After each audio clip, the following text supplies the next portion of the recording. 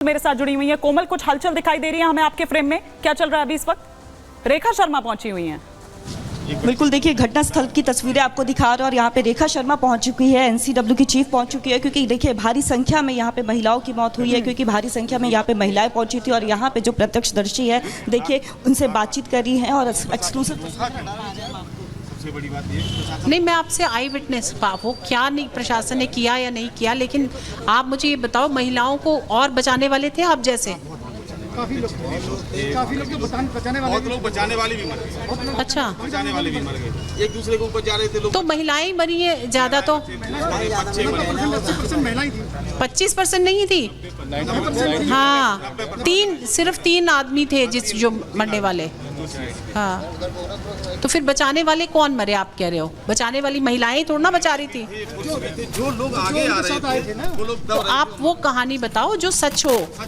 ये महिला बचाने वाले भी मरे तो पुरुष बचा रहे होंगे ना, तो वो तो नहीं मरे ना।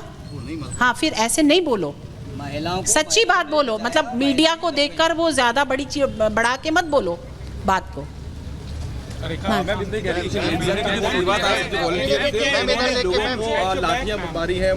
हाँ, मैंने सेवादारों ने लाठियां मारी है, ये सेवक हैं, जो सेवक है मैंने सुना है उन्होंने ही ये सारा गड़बड़ किया। और पुलिस से भी बात की तो उन्होंने एफआईआर रजिस्टर किया है उनके अगेंस्ट। मैंने कहा है कि वो जो भी गुरु था उसके अगेंस्ट भी एफआईआर होना ज़रूरी है, क्योंकि वही एक गलत काम कर रहा था। फ़ोटो नहीं खिंचाता था ताकि सामने ना आ पाए, कोई एविडेंस ना आ पाए, लोगों के ये रखवा लेता था फ़ोन्स वगैरह। तो जरूर कोई ना कोई। तो रेखा शर्मा को आप यहाँ पर सुन रहे हैं, जो तमाम जानकारी यहाँ पर एनसीडब्ल्यू की जो अध्यक्षा हैं वो यहाँ पर दे रही थी। रेखा शर्मा बता रही थी कि किस तरह से क्या कुछ हुआ था, और वो ये भी कह रही थी कि गलत जानकारी आपकी तरफ से ना दी जाए। लेकिन हम आपको यहाँ पर बताते हैं कि कब क्या कुछ हुआ था, एक पूरी टाइमलाइन जो है वो हम यहां पर आपको बता रहे हैं। दोपहर 2 बजे जब सत्संग की शुरुआत होती है और दोपहर 2 बजे वो जब सत्संग खत्म हो जाता है और दोपहर 2 बजे ही बाबा के निकलने के दौरान उन तस्वीरों में आपने देखा था कि किस तरह से भगदड़ मच जाती है, क्योंकि बाबा को छू लेना चाह रहे थे। वो मिट्टी जो है, वो मिट्टी जैसे वो उनकी गाड़ी आगे तेजी के साथ निकलती है, पीछे आप पूरा देखिए कि पूरा धूल उड़ाती हुई उनकी गाड़ी आगे जाती है। लेकिन इस बीच वो जो तमाम लोग वहां पर पहुंचे हुए थे उनको यह था कि उनके चरणों की धूल जो है वो एक बार वो छू लें, बाबा को एक बार वो छू लें। लेकिन आइए आपको बताते हैं कि जो मनोज सिंह है मुख्य सचिव, और साथ ही साथ डीजीपी प्रशांत कुमार क्या कुछ कह रहे हैं इस पूरे मसले पर, ये भी सुनिए। जो उनके मुख्य सेवादार थे उन्होंने एक एप्लीकेशन दिया था इस तरह के कार्यक्रम के लिए, और उसमें लगभग 80,000 के आसपास भीड़ की उन्होंने उम्मीद बताई थी। लेकिन जो सूचना मिली है वो काफ़ी ज़्यादा, उसकी संख्या वहाँ पे लोगों की थी 80,000 से ज़्यादा थी। पुलिस काफ़ी बड़ी संख्या में डिप्लॉयड थी। उसके बाद भी जो बताया जा रहा है कि कार्यक्रम ख़त्म होने के बाद लोगों की कुछ प्रथा है कि उनके पैर छूने या वहाँ से मिट्टी लेने की बात है, उसमें भगदड़ मची और पास में कोई नाला है जिसमें एक के ऊपर एक लोग गिरते चले गए। ये मैं आपको आश्वस्त करना चाहूँगा कि बहुत सख्त कार्रवाई होगी जो लोग इसमें दोषी हैं। अभी सभी चीज़ें जांच का विषय है। अभी हम तत्काल निष्कर्ष पे पहुँच के किसी भी चीज़ को, जांच को इफेक्ट नहीं करना चाहते हैं। जांच का दायरा खुला है, जांच में जो भी तथ्य प्रकाश में आएंगे उसके आधार पे कार्रवाई की जाएगी। नहीं, वहाँ पर्याप्त बल लगा है। इस चीज़ का भी परीक्षण जो जांच कमेटी है करेगी। तो सुना आपने कि मुख्य सचिव मनोज सिंह क्या कुछ कह रहे हैं और यूपी के डीजीपी यहां पर क्या कुछ कह रहे हैं। लेकिन आइए आपको कुछ तस्वीरें और आ रही है सामने, वो तस्वीरें हम आपको दिखाते हैं और ये तस्वीरें हैरान करती है। और ये तस्वीरें वो बताती हैं कि किस तरह से आस्था के नाम पर, और आस्था पर जब भारी अंधविश्वास होता है तब क्या होता है। ये देखिए, ये हैंडपंप से यहाँ पर आपको नजर आ रहे हैं, ये नल जो यहाँ पर आपको नजर आ रहे हैं, इस नल पर आकर लोग वहां पर पानी पीते थे। उनको ये लगता था कि ये बहुत पवित्र पानी है और यहाँ आकर उनके सारे कष्ट जो हैं वो दूर हो जाएंगे। ये वो जगह है जहां पर वो नल लगाए हुए थे और भक्त यहां पर आते थे। ये और भक्त, इससे भक्तों की परेशानियां और उससे भी ज़्यादा बड़ी बात, उनकी बीमारियां दूर हो चुकी है। ये तो रही भक्तों की बात, लेकिन सबसे बड़ी बात यह भी है कि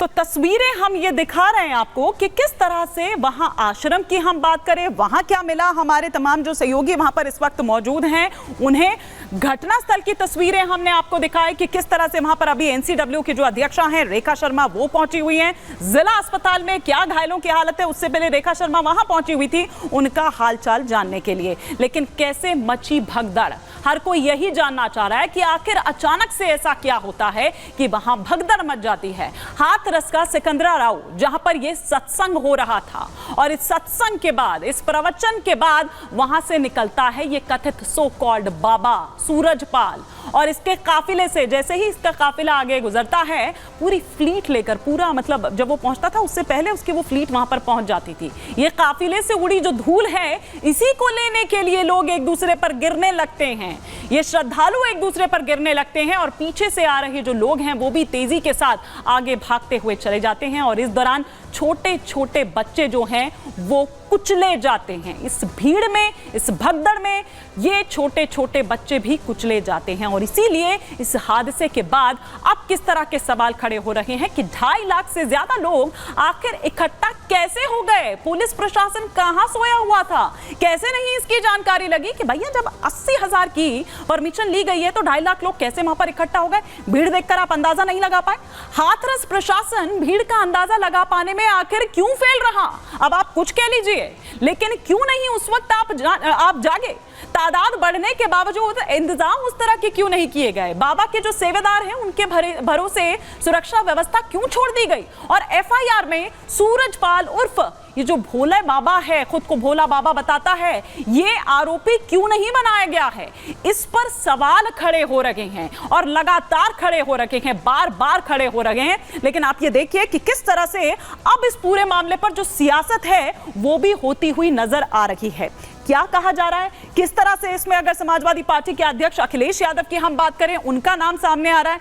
क्या अखिलेश यादव कह रहे हैं और क्या मुख्यमंत्री योगी आदित्यनाथ कह रहे हैं, क्या सियासत इस पर हो रही है। अखिलेश यादव ये कह रहे हैं कि इस हादसे के लिए पूरी तरह से सरकार जिम्मेदार है, जबकि योगी आदित्यनाथ मुख्यमंत्री क्या कह रहे हैं कि हादसे पर सियासत नहीं करनी चाहिए। कम से कम कुछ ऐसे मामले होते हैं जिस पर सियासत नहीं करनी चाहिए, लापरवाही की वजह से ये जाने गई, ये अखिलेश यादव सवाल उठा रहे हैं। तो वहीं योगी आदित्यनाथ कह रहे हैं कि राजनीति करना दुर्भाग्यपूर्ण है और निंदनीय है। अखिलेश यादव सवाल उठा रहे हैं कि चूंकि पर्याप्त इंतजाम नहीं थे इसीलिए इस तरह का हादसा, इस तरह का वाकया पेश आया। लेकिन मुख्यमंत्री क्या कह रहे हैं कि आशीर्वाद लेने के लिए वहां पर भगदड़ मच गई थी, समय से एम्बुलेंस भी नहीं मिली। यह अखिलेश यादव सवाल उठा रहे हैं। मुख्यमंत्री कह रहे हैं कि सेवादारों ने भक्तों को धक्का दिया था, सरकार की सभी बातें झूठी है। ये कौन कह रहा है? अखिलेश यादव। मुख्यमंत्री क्या कह रहे हैं कि बाबा के कनेक्शन